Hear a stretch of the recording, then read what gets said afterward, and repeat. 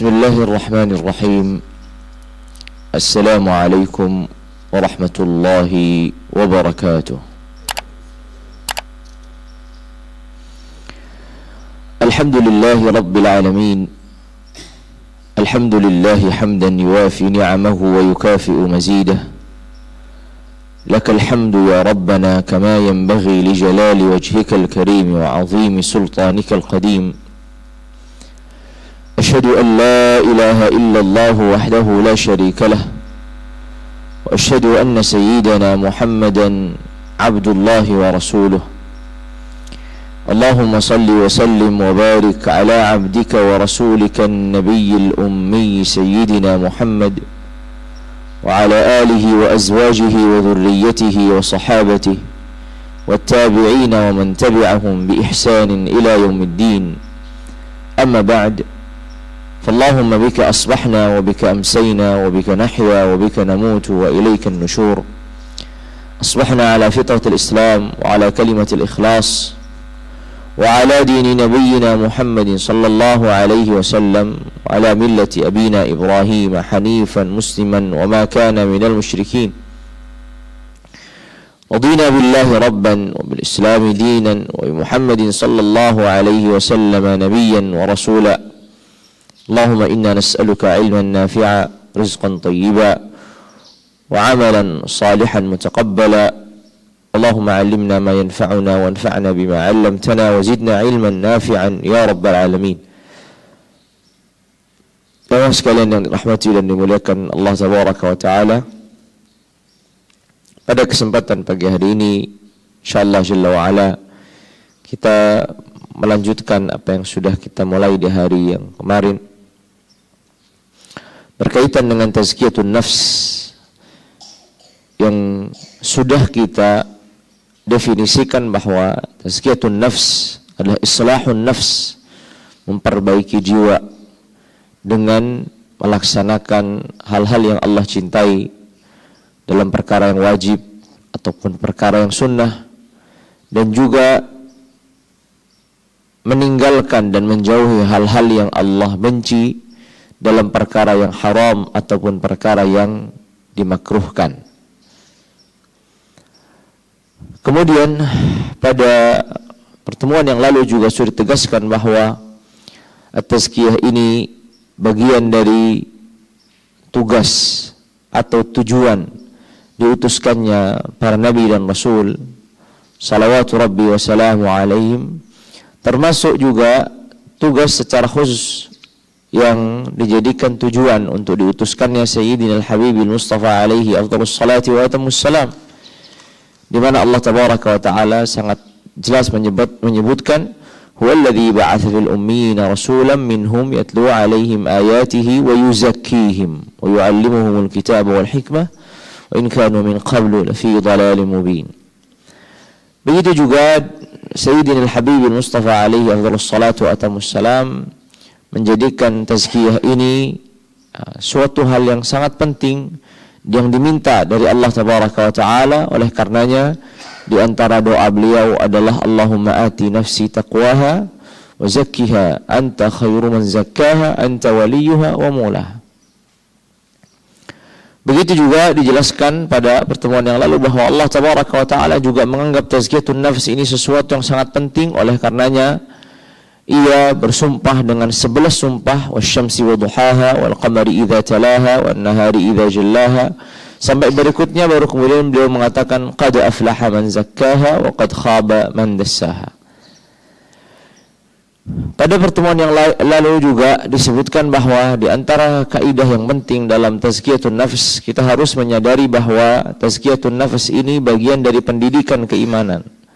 Bahkan satu di antara rukun inti dalam pendidikan keimanan adalah tazkiyatun nafs, yang artinya menyucikan jiwa dan menghiasinya dengan hal-hal yang baik, menyucikan jiwa dari hal-hal yang buruk, menghiasinya dengan hal-hal yang baik, atau yang disebut dengan amaliyatut takhliyah wa tahliyah, proses penyucian lalu kemudian proses di mana jiwa ini kemudian dihiasi dengan perkara-perkara yang baik. Lalu kemudian dalam menjelaskan bahwa tazkiyah ini sebagai bagian dari pendidikan keimanan, ya, pendidikan keimanan, disebutkan juga bahwa seorang beriman, ya, seorang beriman ini menyadari bahwa seluruh perkaranya adalah baik untuk dirinya. Seluruh perkaranya adalah baik untuk dirinya. Ketika dia menyadari perkara itu bagian dari ketetapan dan ketentuan Allah, maka di saat ia dalam kondisi susah, lalu dia bersabar, itu baik untuknya. Di dalam kondisi dia lapang, lalu dia bersyukur, itu juga baik untuknya. Ya. Begitu pula dalam penjelasan ini disebutkan bahwa termasuk hal yang baik dalam kehidupan seorang mukmin ketika ia berdosa. Bukan dosanya yang baik, tapi dosa bagi seorang mukmin itu akan menyadarkan banyak hal dan membukakan pintu untuk pertaubatan.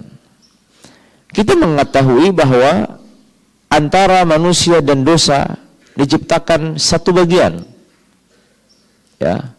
Oleh karenanya Sayyidil Habibil Mustafa alaihi afdhalus salati wa atammus salam bersabda, "Innallaha kataba 'ala ibni Adam haddahu minaz zina." Ya. Sebagai contoh, sesungguhnya Allah telah tetapkan atas anak Adam ini bagiannya dari berzina. Adraka dzalika la mahala. Dia memahami itu. Ya. La mahala, tidak ada alasan atau tidak ada cara dia tidak memahami. Dia menyadari itu. Fazinal ain an-nazar, misalkan zinanya mata itu dengan memandang, wa zinal lisan al-mantiq, zinanya lidah itu dengan berbicara, wan nafsu tatamanna wa tashtahi, jiwa ini juga menginginkan, wal farju yusaddiqu dzalika kullahu wa yukadzibuhu atau yukadzibuhu, dan kemudian kemaluan itulah yang akan membenarkan atau mendustakannya. Begitu juga yang kemarin disebutkan bahwa Allah Tabaraka wa Ta'ala memang memaksudkan, artinya menciptakan, menetapkan dosa itu sebagian bagian dari ketetapannya. Bahkan kemarin disebutkan bahwa dari sinilah mengapa sebagian para ulama menyebutkan bahwa salihul bashar, orang-orang saleh dari anak Adam itu lebih mulia daripada malaikat. Mengapa? Sudah disebutkan bahwa kenapa salihul bashar, kenapa orang-orang saleh dari kalangan manusia itu lebih mulia daripada malaikat. Termasuk Muhammad ibn Abdullah alaihi wassalatu wassalam, beliau kan dari kalangan bashar, dari salihul bashar, dari orang-orang saleh dari kalangan manusia, bukan dari malaikat. Kalau sayyidul malaikat atau penghulunya malaikat Jibril alaihissalam, maka sayyidul bashar bal sayyidul khalqi ajma'in, penghulu semua makhluk adalah Muhammad bin Abdullah. Kemarin telah disebutkan bahwa di antara yang membedakan, ya, dan menjadikan alasan oleh sebagian ulama bahwa salihul bashar atau orang-orang saleh di kalangan manusia itu lebih mulia daripada malaikat adalah malaikat ini diciptakan, ya, tanpa memiliki pilihan untuk melakukan ketaatan atau kemaksiatan. Sehingga ketika ia melakukan ketaatan, itu ia hanya menjalankan tugas karena memang tidak ada pilihan lainnya. Berbeda dengan manusia. Ya, berbeda dengan manusia. Jadi malaikat ini diciptakan hanya untuk melaksanakan ketaatan. Tidak ada pilihan bagi malaikat untuk melaksanakan selain ketaatan. Makanya Allah mempertegas, la ya'sunallaha ma amarahum. Berbeda dengan manusia. Manusia ini diciptakan dengan kemampuan untuk memilih. Memilih melakukan kebaikan atau memilih melakukan keburukan. Sehingga ketika ia mengalahkan syahwatnya, keinginannya dalam melakukan keburukan dan memilih jalan yang baik, itu ada upaya di situ. Dan upaya inilah yang dijadikan alasan bahwa inilah yang menunjukkan manusia itu lebih mulia daripada malaikat kalau dia menjadi manusia yang saleh. Ya. Oleh karenanya Rasulullah alaihi wasallam bersabda, "Lau lam tudhnibu wa tastaghfiru la dhahaba Allahu bikum. Wa la jaa'a biqaumin yudhnibuna thumma yastaghfiruna fayaghfiru Allahu lahum." Kalaulah kalian ini tidak melakukan dosa, lalu kalian beristighfar, ya, kalaulah kalian tidak melakukan dosa dan kemudian karena dosa itu kalian beristighfar, la dhahaba Allahu bikum. Allah akan hilangkan, lenyapkan kalian. Wala jaa'a biqaumin yudhnibuna thumma yastaghfirun. Dan sungguh Allah akan mendatangkan suatu kaum yang mereka berdosa lalu kemudian beristighfar. Fayaghfirullahu lahum. Kemudian Allah tabaraka wa taala mengampuni dosa-dosa mereka. Dari sini jelas sekali bahwa dosa itu, perkara buruk itu, kemaksiatan itu bagian dari yang Allah maksudkan terjadi di permukaan bumi ini. Ya. Jadi tidak ada seorang hamba dimanapun ia berada, ya, sebagai seorang manusia terbebas dari dosa. Muhammad bin Abdullah alaihi afdhalus salati wa tamus salam, orang yang paling mulia sekalipun, orang yang paling mulia sekalipun, apakah beliau terbebas dari dosa? Jawabannya tidak. Hanya saja dosa-dosa beliau terampuni. Allah tabaraka wa taala jelas. Apa kata Allah tabaraka wa taala? "Liyaghfira laka Allahu ma taqaddama min dzambika wa ma ta'akhkhar." Inna fatahna laka fathan mubina liyaghfira laka Allahu ma taqaddama min dzambika wa ma ta'akhkhar. Agar Allah mengampuni dosa-dosamu. Lihat kata Allah, dosa-dosamu. Berarti Sayyidil Habibil Mustafa alaihi wassalatu wassalam, dan beliau adalah orang yang paling sempurna, orang paling mulia pun Allah menetapkan dzambika liyaghfira laka Allahu ma taqaddama min dzambika wa ma ta'akhkhar. Agar Allah mengampuni dosa-dosamu yang lalu dan dosa-dosamu yang akan datang. Jadi jelas dosa ini tercipta menjadi satu bagian. Ya. Makanya Rasulullah alaihi wasallam mengomentari tentang peristiwa Adam yang dikeluarkan dari surga. Kata beliau, "Nasiya Adam fa nasiya dzurriyyatu." Ketika Adam lalai, ketika Adam lupa melakukan kelalaian, maka seluruh keturunannya juga demikian. Termasuk beliau alaihi wassalam. Jadi kita harus menyadari ini, dan ini sesuatu yang tidak bisa dipungkiri secara hakikatnya, bahwa manusia tercipta menjadi satu bagian dari dosanya. Artinya dia tidak mungkin diciptakan dari awal tanpa adanya kesalahan yang akan dilakukan. Tapi kemudian kita perlu, ya, mengamati, ya, bagaimana ketentuan dan ketetapan dosa ini. Justru di baliknya ada tarbiyah imaniyah, ada pendidikan keimanan bagi seorang hamba. Apa pendidikan keimanan? Dari ketetapan dan ketentuan dosa yang pasti dilakukan oleh seorang hamba. Pertama, di antara pendidikan keimanan, ya, dalam ditetapkannya dosa dan kepastiannya dosa, keniscayaannya dosa bagi seorang hamba, pertama adalah seorang manusia itu tidak ujub dengan dirinya sendiri. La yu'jab bi nafsihi. Dia tidak sombong, tidak berbangga-bangga dengan dirinya sendiri. Kenapa? Karena dia sadar dia tercipta dengan satu paket untuk melakukan kesalahan. Bisa dibayangkan kalau seorang manusia tidak menyadari ini. Jadi di antara pendidikan keimanan dalam ketetapan Allah, bahwa Allah tabaraka wa ta'ala menetapkan, wahai manusia, kalian ini tercipta, ya, dalam kondisi yang sudah aku tetapkan, kalian akan melakukan kesalahan. sekarang atau besok atau nanti atau suatu, pokoknya akan ada aja kesalahan yang kamu lakukan. Apa pendidikan keimanan di sini? Ini tadi pertama, agar seorang manusia ini tidak sombong, tidak ujub terhadap dirinya sendiri, tidak berbangga-bangga terhadap dirinya sendiri, karena dia menyadari bahwa dirinya ini adalah ciptaan Allah yang kurang, yang tidak sempurna.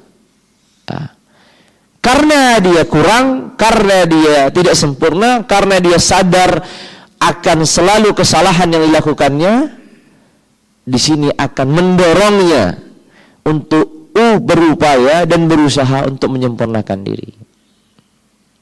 Coba kalau manusia diciptakan dalam kondisi sudah sempurna, ya berbeda lagi ceritanya. Ya. Mungkin ada sisi-sisi ruang di mana ujubnya, sombongnya dan seterusnya. Ya. Oleh karenanya, ini satu di antara pendidikan keimanan, bahwa ketika manusia menyadari ia tidak terlepas dari kesalahan, maka dia akan menjadi manusia yang lebih sadar diri, rendah hati. Dia tidak sombong, dia tidak ujub dengan dirinya sendiri, karena dia menyadari bahwa dirinya akan melakukan kesalahan, atau bahkan telah melakukan kesalahan, atau banyak memiliki kekurangan. Itu yang pertama. Yang kedua, di antara pendidikan keimanan yang Allah Tabaraka wa Ta'ala inginkan dari ditetapkannya dosa ini, ketika manusia menyadari bahwa dosa itu perkara yang tidak bisa dihindarinya, dosa perkara yang tidak bisa dihindarinya, jelas ya, dosa itu perkara yang tidak bisa dihindarinya. Tapi di sisi lain, ia juga menyadari bahwa pertaubatan adalah syariat Allah Tabaraka wa Ta'ala yang Allah tetapkan. Di saat dosa tidak bisa dihindari, Allah bukakan pintu pertaubatan sampai manusia ini akan wafat. Pintu pertaubatan itu dibuka. Jadi harus disadari bahwa dosa itu pasti dilakukan, yang tidak pasti adalah pertaubatan. Apakah dia bertaubat atau tidak bertaubat? Kalau kesalahan pasti akan dilakukan. Cuman berikutnya, apakah dia bertaubat atau tidak bertaubat? Maka syariat taubat, istighfar dan seterusnya ini tidak akan ada kalau tidak ada dosa. Taubat dari apa kalau nggak ada dosa ya? Istighfar dari apa kalau tidak ada dosa? Jelas. Oleh karenanya, ini diantara pendidikan keimanan yang lain, bahwa ketika manusia menyadari ia akan terus-menerus melakukan kesalahan, itu suatu keniscayaan, maka dia juga menyadari bahwa pertaubatan yang Allah bukakan untuk dirinya bukanlah suatu keniscayaan. Nah, di situ dia diminta untuk berupaya, berusaha untuk melakukan pertaubatan. Lalu kemudian, ya, lihat bagaimana suatu hadis di mana Sayyidil Habibul Mustafa alaihi afdhalus salati wa atamus salam mengisahkan tentang seorang hamba. Kata beliau alaihi afdhalus salati wa atamus salam, aznaba 'abdun dzamban, seorang hamba berdosa. Lalu dia mengatakan, Allahumma ighfir li dzambi, ya Allah ampunilah dosaku. Maka Allah Tabaraka wa Ta'ala mengatakan, hambaku telah melakukan dosa dan kesalahan. Fa'alima anna lahu rabban yaghfiru dzunub, dia pun menyadari bahwa dia memiliki Tuhan yang mengampuni dosa.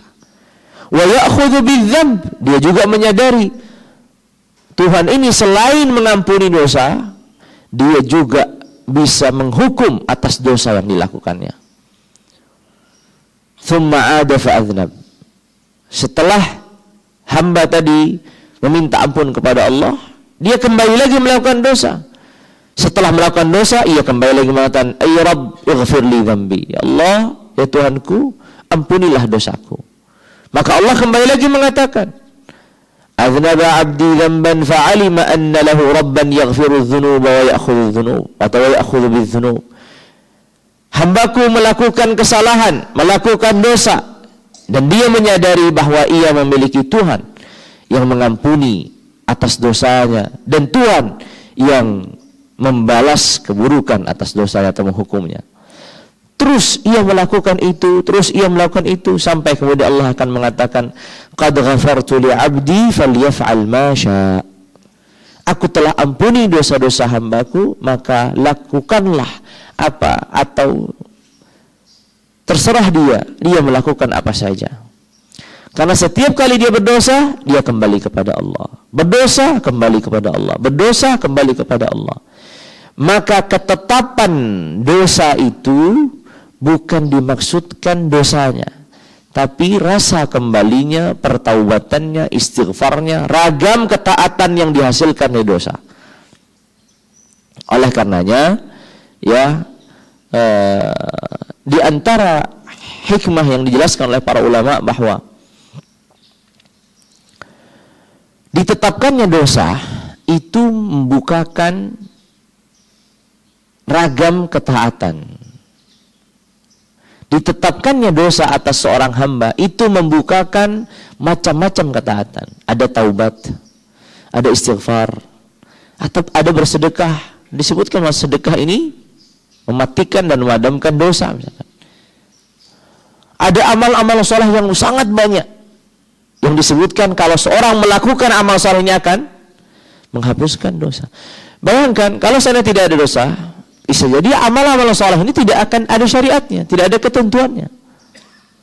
Oleh karenanya ini di antara hikmah yang luar biasa bahwa dosa itu membukakan ragam ubudiyah dan macam-macam ketaatan. Ya. Istighfar. Kenapa seorang itu beristighfar? Karena dia menyadari dia berdosa. Taubat, jelas. Dan amal ketaatan yang banyak. Salatnya, bukankah Nabi alaihi wasallam menggambarkan salat 5 waktu ini seperti mandinya seseorang? Kalau dia memiliki kotoran, kata Nabi kan begitu. Lalu kemudian di depan pintu rumahnya ini ada sungai. Maka setiap hari dia mandi, apakah akan tersisa kotorannya? Salah satu syariat yang Allah Tabaraka wa Ta'ala bukakan. Ya. Oleh karenanya ini hikmah yang luar biasa dari dosa itu sendiri. Makanya kalau seorang mukmin menyadari inna amrahu kullahu lahu khair, seluruh perkaranya itu baik untuk dirinya, termasuk dosa yang dilakukannya. Selama dia orang beriman. Selama orang beriman. Ketika dia melakukan dosa, dia harus menyadari bahwa dosa yang dilakukannya itu baik untuk dirinya. Untuk menertibkan, untuk mengkondisikan, untuk membuatnya lebih dekat lagi dengan Allah Tabaraka wa Ta'ala. Dan subhanallah terkadang seorang dalam proses ketaatannya cukup baik, tapi ketika dia tidak pernah merasakan kesalahan, maka ia tidak bisa merasakan bagaimana kedekatan hati itu dengan Allah Tabaraka wa Ta'ala. Ya, sebagai contoh kemarin yang saya sebutkan bahwa Adam alaihissalam ketika di surga Allah Tabaraka wa Ta'ala mempersilahkan ia menikmati segalanya. Ya, apapun yang disajikan Allah Tabaraka wa Ta'ala di surga itu menikmatinya. Tapi Adam alaihissalam jauh lebih dekat dengan Allah Tabaraka wa Ta'ala setelah ia melakukan kesalahannya daripada sebelum melakukan kesalahannya. Karena bagaimanapun seorang yang melakukan kesalahan, maka rendah hatinya, tunduknya, khudu'nya, tazallulnya, ya, di hadapan Allah Tabaraka wa Ta'ala lebih daripada orang yang tidak melakukan kesalahan. Dan itu maksud yang Allah maksudkan. Dan itu tujuan yang Allah tujukan. Apa tujuan seorang hamba diciptakan? Untuk beribadah, untuk menundukkan diri di hadapan Allah, untuk tazallul di hadapan Allah Tabaraka wa Ta'ala. Makanya kan kenapa disebutkan ad-du'a huwal ibadah? Doa itu adalah ibadah. Karena di dalam doa itu kan ada tazallul, ada khudhu', ada di mana seorang hamba ini merendahkan dirinya, menundukkan dirinya, merasakan iftiqar, kebergantungannya kepada Allah. Dan ini maksud, ini tujuan yang Allah tujukan dari seorang hamba. Bagaimana caranya seorang hamba ini dibuat dia ini tunduk, dibuat dirinya membutuhkan, memerlukan, bergantung kepada Allah. Makanya ketika seorang hamba kemudian melakukan kesalahan, terjatuh dalam dosa, lihat bagaimana kondisinya. Dia merasa bersalah. Dia merasa apa yang telah dilakukan sesuatu yang sangat besar. Ya. Maka dia kembali kepada Allah, sujudnya lebih lama, tangisannya lebih lama, dan seterusnya. Coba kalau seorang tidak pernah merasakan dosa. Makanya kemarin juga telah disebutkan bahwa bagaimana Adam alaihissalam ketika dihujat ya, atau dipertanyakan oleh Musa alaihissalam. Musa mempertanyakannya dan menyalahkan Adam. Saling mengatakan bahwa kita dikeluarkan dari surga ini gara-gara dirimu ya. Gara-gara dirimu lah kita dikeluarkan dari surga. Kalau dirimu tidak melakukan kesalahan dan makan dari buah atau pohon yang terlarang itu, kita semua nggak akan keluar dari surga. Maka Adam alaihissalam mengatakan, itu bagian dari ketentuan Allah. Itu bagian dari ketentuan Allah. Ya, harus sadari. Ya. Sehingga kemarin saya tegaskan bahwa fokus seorang mukmin itu setelah melakukan dosa adalah bagaimana ia menyikapinya. Bukan kemudian terus berandai-andai dan terus mundur ke belakang. Andai saya tidak melakukan begini, ya mungkin saya tidak begini, ya kondisinya. Halas, fokus saja ke depan. Bertaubat kepada Allah, minta ampun kepada Allah Tabaraka wa Ta'ala. Berazam, meminta permohonan dari Allah agar Allah kuatkan untuk tidak mengulangi yang berikutnya dan seterusnya. Itu yang dilakukan. Ya. Oleh karenanya Adam alaihissalam ketika Musa mempertanyakannya dan menegurnya, ini kan gara-gara kamu semuanya kita dikeluarkan dari surga. Adam dengan singkat menjawab, itu adalah ketentuan dan ketetapan Allah tetapkan padaku. Dalam bahasa lainnya adalah, kalau Allah sudah menetapkan, kita mau apa? Bukan berarti aku tidak menyadari kesalahanku. Aku menyadari kesalahanku. Aku juga sudah bertaubat.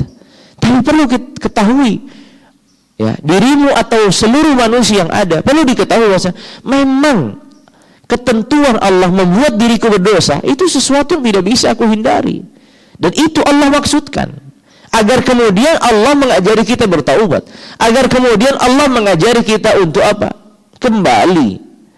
Untuk berupaya untuk kembali ke surga. Ada upaya. Berbeda kalau seorang diciptakan sudah dalam fasilitas yang ada lagi mudahnya. Ada seorang anak yang terlahir dari keluarga yang kaya raya. Dia tidak pernah merasakan masa susah. Dari semenjak lahir demikian sampai wafat demikian. Itu akan berbeda kesadarannya tentang butuhnya, perlunya dia ini bekerja keras, perlunya dia ini berusaha dengan usaha yang baik untuk mendapatkan apa yang didapatkan hari ini. Berbeda halnya dengan seorang yang mana? Seorang yang dalam kondisi dia pernah kaya, kemudian terjatuh dalam kefakiran, lalu dia bangkit lagi menjadi kaya. Nah, ketika dia mengalami jatuh bangun ini, kondisi akan berbeda. Dia akan benar-benar menyadari bagaimana kondisi dia ini harus pandai, harus cerdas mengelola hartanya. Ya, ini sebagai contoh ya nih. Seorang anak yang terlahir dari keluarga kaya raya, nggak pernah merasakan sedikit pun susahnya mencari uang, harus cerdas mengelola uang yang dimilikinya. Dia taunya pokoknya minta, foya-foya, menikmati apa yang dimilikinya. Oleh karena dia tidak terdidik bagaimana dia harus bekerja keras, gigih dalam apa mengelola bisnisnya, keluarganya dan seterusnya. Berbeda halnya kalau apa? Kalau dia ini dalam fase hidupnya pernah jatuh bangun. Dia akan jauh lebih cerdas. Dia akan jauh lebih pandai. Dia akan jauh lebih hati-hati dalam mengelola hartanya. Ini analogi mudahnya ketika Adam alaihissalam yang sudah ditempatkan di surga, kemudian Allah keluarkan. Setelah Allah keluarkan, ya, lalu kemudian Allah Tabaraka wa Ta'ala tentukan, tetapkan syariat-syariatnya, dan yang menjalankan syariat-syariat ini akan dikembalikan lagi ke surga. Maka ini motivasi. Nah, motivasi bagi kita seluruhnya. Bahwa karena Adam, ayah kita seluruhnya telah dikeluarkan dari surga, dan ia akan kembali ke surga bersama zuriyahnya yang melakukan hal-hal yang Allah Tabaraka wa Ta'ala ridai. Ini akhirnya menjadi motivasi bagi kita untuk kembali, untuk bagaimana kita bangkit, ya, untuk bagaimana kita mengejar apa yang pernah dinikmati oleh kakek kita atau ayah kita Adam alaihissalam. Oleh karena di sini mungkin akan ada pertanyaan, kalau seorang muslim itu pasti melakukan dosa, mengapa Allah Tabaraka wa Ta'ala meminta kita untuk menghindarinya? Kita mungkin bertanya, dosa itu kan pasti terjadi, kesalahan itu pasti terjadi. Mengapa Allah Tabaraka wa Ta'ala meminta kita untuk menghindarinya? Ini sama dengan pertanyaan, sakit itu adalah suatu yang pasti terjadi. Ada di dunia orang yang tidak pernah sakit, dokter sekalipun, atlet sekalipun, orang yang paling menjaga kesehatannya, dia tidak pernah merasakan sakit, pasti pernah merasakan sakit. Tapi ia tetap berupaya untuk sehat, tetap berupaya untuk sehat. Sama halnya dengan dosa. Dosa ini suatu ketetapan yang tidak bisa dihindari. Tapi di sisi lain kita diminta untuk menghindari. Seperti juga dalam kehidupan kita, kita ini pasti sakit. Normalnya kita akan memahami itu. Nggak ada orang yang paling hebat di dunia pun dalam menjaga kesehatan, dalam mengetahui ilmu kesehatan, dia olahraganya baik, makanannya terjaga dan seterusnya, tetap saja dia akan sakit. Akan sakit. Tapi kenapa dia tidak? Ya sudah, pasrah aja, nggak usah kita berupaya. Nggak ada. Orang yang berakal dan secara normal akan mengatakan kita tetap harus berupaya. Walaupun sakit itu sudah ditetapkan, tetap aja kita harus berupaya untuk menghindari dan agar tidak terjatuh di dalamnya. Sama juga dalam ketetapan dosa tadi. Dosa ini suatu kepastian, suatu keniscayaan. Tapi bukan berarti apa? Kita tidak menghindari, kita berupaya untuk menghindarinya. Nah, itu hal yang penting untuk diketahui, ya. Kemudian hal yang lain, ya. Dalam upaya menghindari dosa itu ketaatan yang lain, ya. Bagian dari ibadah. Di antara ibadah yang mulia adalah mujahadatun nafs. Di antara ibadah yang mulia dari seorang hamba itu mujahadatun nafs, melawan nafsunya. Ini adalah ibadah yang mulia, ya. Memang ini dimaksudkan oleh Allah Tabaraka wa Ta'ala, ya. Oleh karenanya, jadi ketika kita ditanya mengapa seorang muslim itu harus berupaya untuk menghindari dosa, padahal Allah sudah jelas mengatakan bahwasanya hamba itu akan berdosa. Jawabannya tadi yang pertama, sebagaimana kita juga sudah pasti akan terjatuh dalam sakit, tapi tetap saja kita berupaya untuk menghindari penyakit. Begitu juga kita harus menyadari bahwa ada syariat yang mulia dalam kita menghindari dosa itu. Jadi bukan hanya sebatas menghindari dosa, tapi ketika seorang sedang menghindari dosa, dia sedang melakukan suatu ibadah yang sangat mulia. Itu yang Allah maksudkan, ya. Bukan hanya sebatas menghindari dosanya, tapi di sana ada mujahadatun nafs. Ada bagaimana dia melawan nafsunya, bagaimana mengkondisikan jiwanya. Dan ini yang Allah Tabaraka wa Ta'ala minta dari seorang hamba. Suatu ibtila, suatu ujian, suatu ikhtibar bagi dirinya. Apakah dia mampu menundukkan jiwanya dan menghindari dosa atau tidak mampu? Itu yang Allah Tabaraka wa Ta'ala inginkan, ya. Bahkan sekalipun nanti kemudian dia melakukan kesalahan, Allah juga menginginkan dia kembali. Bukan Allah Tabaraka wa Ta'ala membiarkannya. Allah juga menginginkan dia kembali. Sebagaimana Allah menginginkan dalam kehendak atau masyiahnya seorang itu melakukan dosa, Allah menginginkan dalam iradah syar'iyahnya atau dalam ketentuan syariatnya, Allah menginginkan, Allah mencintai dari seorang hamba ketika dia kembali. Oleh karenanya ini bisa difahami dengan baik bahwa sekalipun dosa itu tercipta bersamaan dengan terciptanya dirinya, sebagaimana sakit juga tercipta dengan terciptanya dirinya, keduanya kita sama-sama berupaya untuk menghindarinya. Menghindari dosa, menghindari sakit. Dan kalaulah orang sudah sakit, apakah dia tidak berupaya untuk sembuh? Tetap berupaya, siapapun itu. Ya. Tidak ada manusia yang sudah sakit, nggak usah berupaya, udah biarin aja begitu. Secara manusiawi dia akan berupaya mencari obat, terapi, bertanya yang punya pengalaman dan seterusnya. Itu sudah sesuatu yang manusiawi dan sesuai dengan fitrahnya. Ya, orang yang sedang sakit ya pasti dia akan berupaya untuk sehat. Seperti orang yang sudah melakukan kesalahan, harusnya fitrahnya adalah bagaimana dia membenahi, memperbaiki kesalahan yang dilakukannya. Ya, makanya kita bisa katakan dosa ini menjadi satu bagian dalam hidup seorang. Tapi bukan berarti kemudian ketika menjadi satu bagian kita tidak ada upaya untuk menghindarinya. Ketika kita terjatuh di dalamnya, kita tidak berupaya untuk memperbaiki dan meluruskannya dengan beristighfar, bertaubat, beramal saleh. Lah, bukan itu. Kemudian di sini, ya, mungkin ada seorang yang bertanya lebih dalam lagi, ya. Kalau Allah Tabaraka wa Ta'ala ingin lakukan itu, mengapa Allah Tabaraka wa Ta'ala tidak saja menciptakan seorang hamba ini, ya, tanpa dosa dan langsung saja, ya, dimuliakan oleh Allah Tabaraka wa Ta'ala.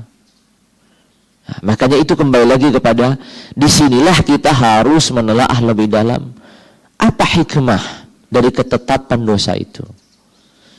Misalkan di antara hikmahnya adalah tadi untuk menampakkan kekurangan manusia di sisi tertentu dan menampakkan kesempurnaan Allah Tabaraka wa Ta'ala. Untuk menampakkan kekurangan manusia dan untuk menampakkan kemuliaan Allah Tabaraka wa Ta'ala. Sisi yang lain, untuk membukakan pintu-pintu ketaatan yang beragam. Manusia yang sadar akan terjatuh dalam dosa, maka dia juga memiliki motivasi untuk menghindarinya. Sebagaimana manusia tersadar akan jatuh dalam sakit, maka dia motivasi untuk menghindarinya. Setelah dia terjatuh dalam sakit, sama juga setelah terjatuh dalam dosa, dia ada upaya untuk mengobati penyakitnya dan berupaya bangkit dari dosanya. Itu semua hikmah dari Allah Tabaraka wa Ta'ala. Ya. Suatu saat sedang mengisi gitu bersama santri, tiba-tiba ada yang bertanya, Ustaz,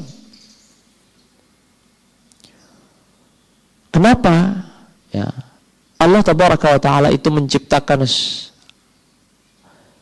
manusia untuk beribadah? Bukankah Allah itu sudah mulia tanpa diibadahi manusia? Benar? Mengapa Allah Tabaraka wa Ta'ala menciptakan manusia untuk beribadah? Sedangkan Allah itu sudah mulia. Mau diibadahi manusia, mau tidak diibadahi manusia, Allah tetap aja mulia. Apakah ketika seluruh makhluk Allah membangkang, Allah menjadi tidak mulia? Enggak. Makanya kan disebutkan dalam hadis qudsi, ya, lau anna awwalakum wa akhirakum wa insakum wa jinnakum kanu ala afjari qalbi rajulin wahid. Kalau orang pertama kali sampai akhir kalian, jin, manusia, semuanya ini hatinya satu dan paling buruk di antara kalian. Mana qasa dzalika min jalalihi, min 'azamatihi, min kamalihi tabaraka wa ta'ala. Itu tidak mengurangi sedikit pun dari keagungan Allah tabaraka wa ta'ala. Ya, sedikit pun. Maka dia bertanya, lalu kenapa manusia harus beribadah, ya? Itu pertanyaan pertama. Lalu saya jawab, manusia diperintahkan untuk beribadah itu untuk dirinya, bukan untuk Allah. Untuk memuliakan dirinya, bukan untuk memuliakan Allah. Ya, jadi kita beribadah itu untuk diri kita, bukan kembali kepada Allah Tabaraka wa Ta'ala. Bukan kemudian, ini jangan sampai kita menganggap diri kita ini berjasa sama Allah. Dalam arti, Allah kalau bukan kita menyembahmu, nggak ada yang menyembahmu. Emangnya kenapa kalau nggak ada yang menyembahnya Allah, ya nih?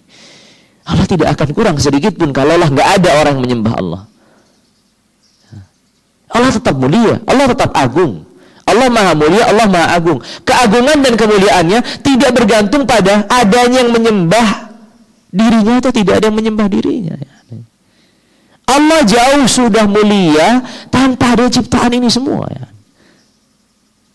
Sebelum ada ciptaan ini, tidak ada ciptaan lain. Kecuali hanya diri Allah Tabaraka wa Ta'ala yang tidak tercipta, yang menciptakan ia. Apakah di saat tidak ada ciptaan Allah ini menjadi tidak mulia? Allah tetap saja mulia. Makanya saya jawab demikian, bahwa ketentuan ibadah itu justru cara Allah untuk memuliakan hambanya. Nah, di hari yang lain, anak ini karena dia berpikir bertanya lagi. Saya senang dengan murid yang cerdas seperti ini ya. Dia bertanya ini. Lalu dia bertanya di hari, Ustaz, saya bertanya lagi. Kalau seorang hamba itu ingin Allah muliakan, kenapa nggak langsung aja diciptakan masuk surga begitu? Nggak usah pakai proses ibadah, nggak usah pakai proses diuji dan seterusnya, ya. Nggak usah susah-susah ya. Kalau Allah itu benar-benar niat mau memuliakan kita, langsung aja diciptakan masuk surga, kan selesai ya nih. Benar ya? Apa jawabannya? Nah, saya bilang analoginya begini ya, bilang. Seorang ayah memiliki 2 anak. Seorang ayah memiliki 2 anak. Keduanya memiliki kemampuan yang sama. Ya, kecerdasan, kemampuan, dan seterusnya. Tiba-tiba anak yang pertama diberi sama ayahnya 100.000. Tanpa ada syarat apapun. Ini 100.000. Sana jajan. Anak yang kedua tidak diberi langsung 100.000, tapi dia diberi ujian dulu, dikasih perintah dulu. Nah, bersihkan kamarmu, bersihkan rumah, bersihkan ini. Setelah dibersihkan, dikasih 100.000. Kira-kira pertanyaannya, siapa yang lebih dicintai oleh ayahnya? Yang pertama atau kedua? Yang pertama atau kedua? Jelas. Ya, jelas. Jadi bisa saja Allah menciptakan kita langsung surga, itu bisa ya nih. Tapi itu cara Allah agar Allah lebih mencintai kita. Tabaraka wa ta'ala.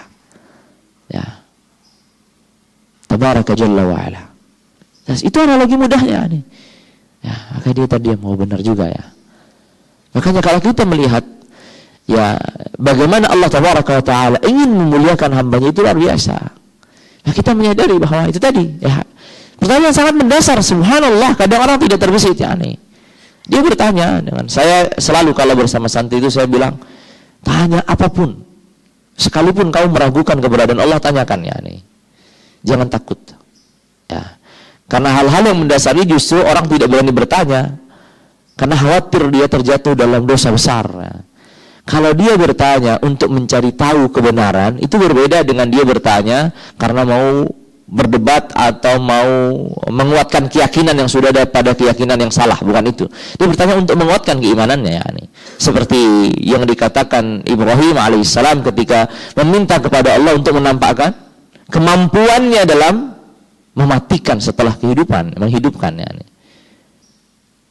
Wa qala Ibrahim, Rabbi arini kaifa tuhyil mauta. Kan begitu, bertanya sama Allah. Ya Allah, tunjukkan kepadaku bagaimana caranya engkau menghidupkan yang mati. Allah mengatakan, awalam tu'min? Apa kamu tidak beriman kalau aku bisa menghidupkan yang mati? Kalau bala, tentu aku beriman ya. Enggak mungkin Nabi Ibrahim ini tidak beriman Allah tidak mampu, enggak mungkin. Dia beriman Allah itu mampu ya nih. Kalau bala, tentu aku beriman ya. Walakin liyatma'inna qalbi. Tapi agar hatiku ini tambah kuat ya nih. Untuk benar-benar tenang ya nih. Namanya was-was, namanya pikiran itu tetap aja itu bagian dari manusiawi. Makanya harus ditanyakan ya nih. Maka tanyakan apapun. Nah, makanya tadi ya dibuka ruang pertanyaan, dia bertanya begitu ya. Pertanyaan yang mungkin kalau ditanya di antara kita mungkin juga kaget gitu. Oh ya benar juga ya. Apa jawabannya? Nggak tahu ya nih. Kan benar, pertanyaannya benar kan? Dia bertanya, kenapa sih Allah itu memerintahkan kita beribadah? Allah juga nggak butuh sama ibadah kita. Allah itu juga sudah mulia dengan ibadah kita. Kenapa kita harus diperintahkan ibadah ya? Kalaulah kita berdosa juga tidak mengurangi sedikit pun dari kemuliaan Allah. Artinya, kenapa Allah, dalam tanda kutip ya, kalau kita bisa, kenapa Allah harus susah-susah, capek-capek menciptakan kita, ya, yang ujung-ujungnya kita juga melanggar, kita juga bermaksiat. Allah sudah tenang, damai dengan kemuliaannya tanpa adanya kita. Maka saya katakan, ya, jawabannya tadi, ya Allah menciptakan kita untuk beribadah itu untuk kita, bukan untuk Allah. Itu untuk diri kita, bukan untuk dirinya. Kalau dirinya tidak butuh kita asalan. Ia tidak mulia karena kita yang memuliakan. Dan ia tidak akan hina karena kita yang menghinakannya. Tidak ada. Tidak ada sedikit pun yang bisa kita lakukan kepada Allah Taala untuk memuliakan Allah atau untuk merendahkannya. Sesuatu yang sudah mulia dalam batasan maksimal itu tidak bisa lagi direndahkan. Ya, sudah puncaknya lolos. Berbeda dengan makhluk dan manusia, di mana dia belum sampai dalam batasan puncak kemuliaan. Oleh karenanya bisa direndahkan. Ya, oleh karena bisa direndahkan. Sebagaimana manusia juga tidak sampai dalam batasan, dia bisa lagi menjadi mulia, tergantung dirinya bagaimana. Dan benar juga ketika dia bertanya kemudian, oh ya benar juga. Kalau begitu, kenapa kalau Allah itu benar-benar ingin memuliakan kita, serius, kenapa kita diciptakan langsung surga aja? Nggak perlu kita proses diibadahi dan seterusnya. Nah, saya bilang ya, coba bayangkan. Ya. Ini penting ya untuk memudahkan. Karena yang bertanya ini masih anak SMP ya nih. Karena anak SMA dia bertanya begitu. Lalu, coba bayangkan kalau saat ini seorang ayah itu memiliki 2 anak. Anak yang pertama dia minta uang. Ayah minta uang. Dikasih 100.000, nih kasih uang, sana jajan. Anak yang kedua minta uang, saya minta 100.000, nanti dulu, saya kasih ujian. Ya, nanti saya kasih ujian dulu. Setelah dia dikasih perintah atau dilarang atau dikasih pertanyaan, dia berhasil menjawabnya, dikasih 100.000. Mungkin bagi anak ini, ayah nggak adil ya. Ayah nggak adil. Kenapa tidak adil? Karena kakak saya atau saudara saya diberi uang 100.000 tanpa ada ujian, tanpa ada perintah, sedangkan saya harus melalui proses. Dia tidak menyadari bahwa ayahnya sangat lebih mencintai dirinya daripada saudaranya tadi.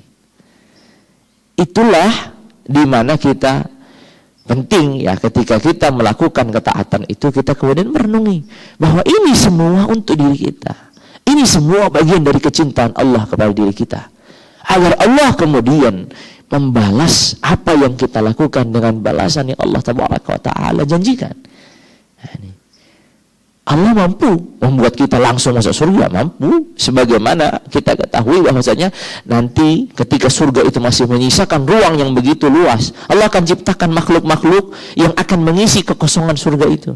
Tapi apakah sama di sisi Allah makhluk yang Allah ciptakan langsung menjadi penghuni surga dengan makhluk yang berproses begitu panjang dengan ketaatan, ibadahnya, ujian yang beragam, lalu masuk ke surga?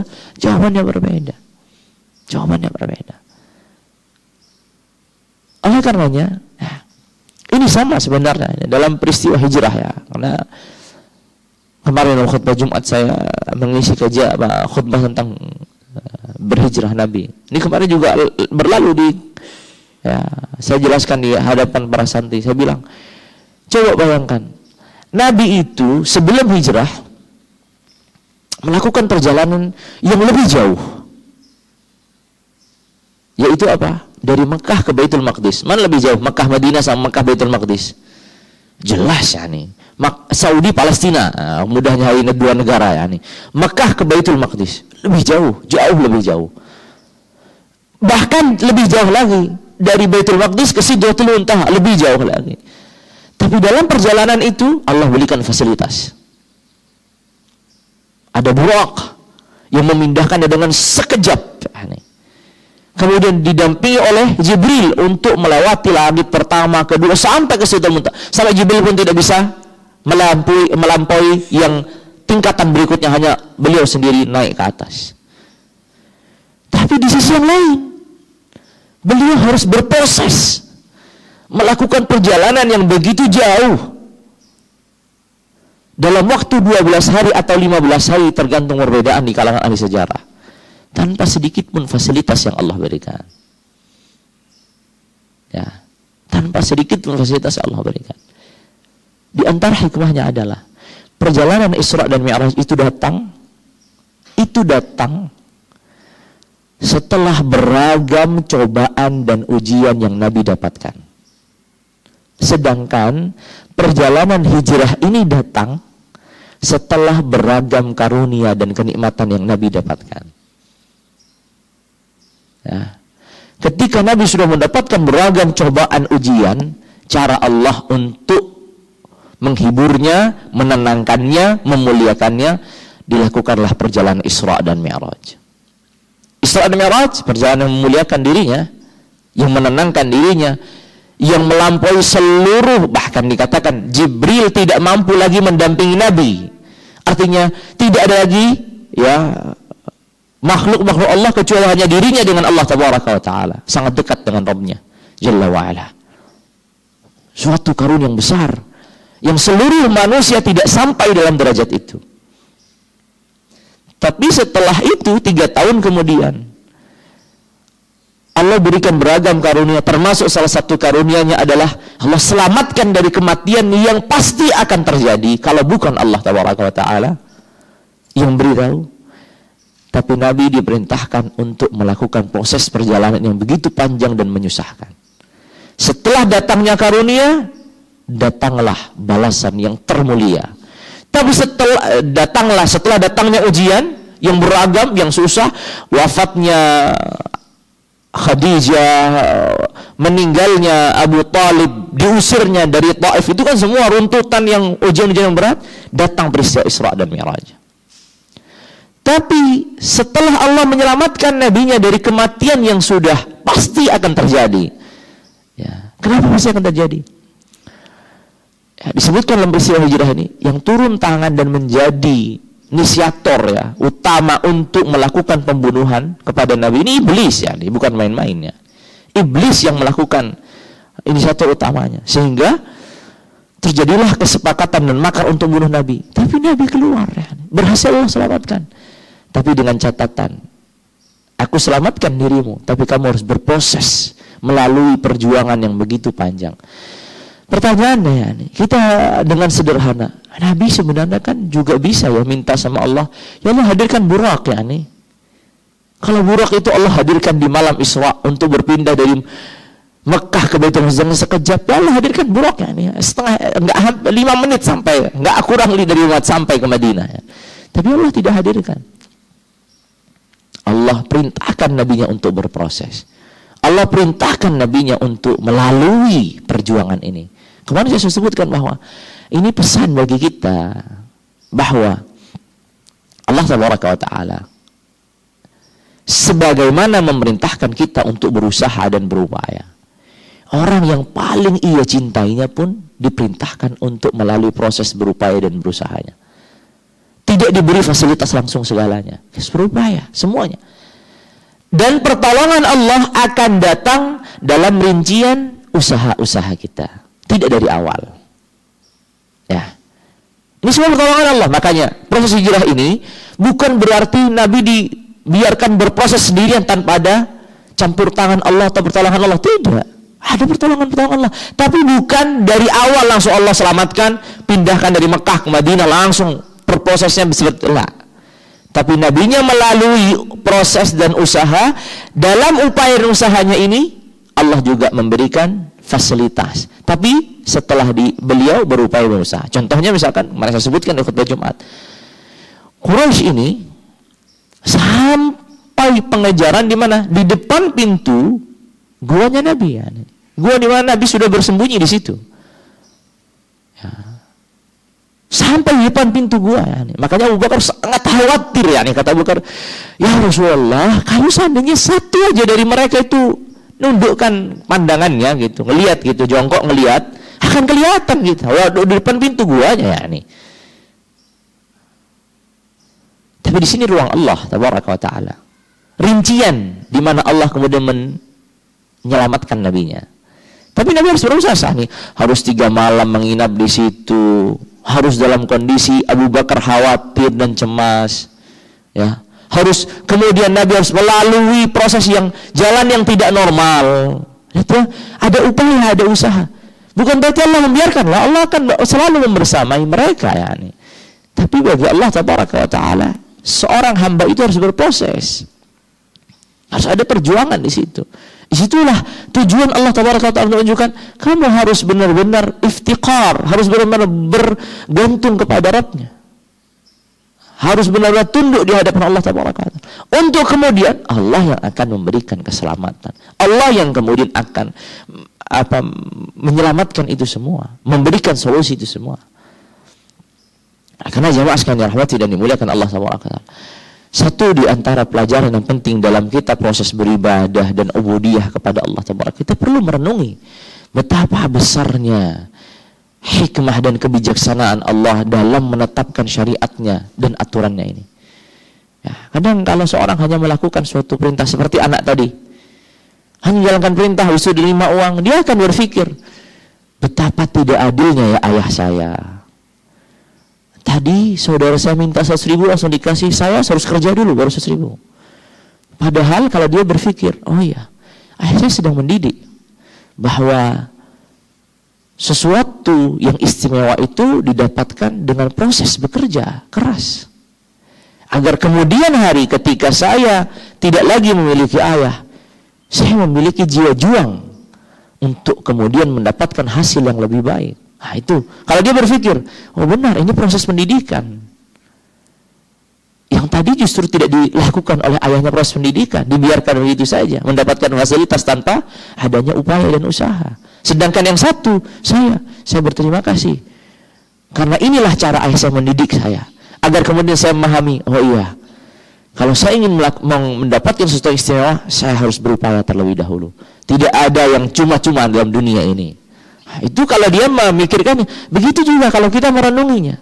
Kenapa Allah melakukan ini? Oleh karenanya, ya hikmah Allah tabaraka wa ta'ala dan kebijaksanaannya ini sungguh luar biasa, sungguh sangat indah bagi kita yang benar-benar merenungi dan mentadabburinya atau kemudian mendiskusikannya agar kemudian kita tadi lihat ma'inna qalbi, agar hati kita ini tenang dengan menjalankan syariat ini dalam proses kita mendekatkan diri kepada Allah tabaraka wa taala. Jemaah sekalian dirahmati dan dimuliakan Allah tabaraka wa taala, itulah mungkin yang bisa saya sampaikan pada kesempatan pagi hari ini. Semoga bermanfaat dan semoga Allah tabaraka wa taala menuliskan pahalanya atas diri kita semua dalam majlis pagi hari ini dan selalu dimudahkan dalam menjalankan ketaatan dan menjauhi kemungkaran. Kita tutup dengan kafaratul majlis. Subhanakallahumma bihamdika asyhadu an la ilaha illa anta astaghfiruka wa atubu ilaik. Wassalamu alaikum warahmatullahi wabarakatuh.